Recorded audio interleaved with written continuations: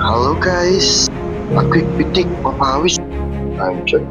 It's 5:55 a.m. Nakakit natin umanap ng pangkape at pangyasin. Ito nga pala ang natuluyan namin dito, ang ATC Burgers. Isang sanctioned homes ng mga Siemens. 250 nga po pala ang 24 hours nila. So kahapon nakita ko tong spot na to. Nagustuhan ko. Kaya naisip ko na gumising ng maaga dito at magkape-kape. Sama mo na rin yung Yossi, tsaka muni-muni. You can check the spot if you want to. See this building to the sky. Pwede mo namang pangarapin magiging saya yan. Pero hanggang pangarap lang muna. Wala namang masama, di ba? So, baka mong ginagawa natin ay magkape, mag-prepare, mag-quat. At wala nga naman tayo sa home. Dahil nga sa nangyari, hindi ibig sabihin mapipigilan nila tayo sa pagbubuhat.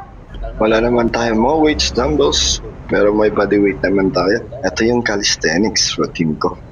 Dito naman tayo nagsimula. Body weight training na to. More on push-ups, pero iba-ibang variations. You can start it with the basics. Di naman tayo magiging coach kung hindi tayo marunong mag-improvise ng sariling workout natin para sa ating sariling katawan. Ang ganda kaya ng benefits ng workout sa morning.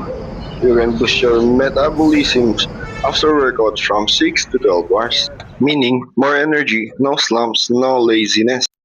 You can improve also your mobility, agility, and flexibility. Every exercise or workout is an improvement to yourself. It builds consistency and discipline to yourself. Ang pinaka nagustuhan ko doon ay ang great mindset and great mood all day. Ang workout po pala na nagawa natin is for the chest, the push-up, the tricep, and the core. Kaya, cellphone off, move your body all day, and be good all day.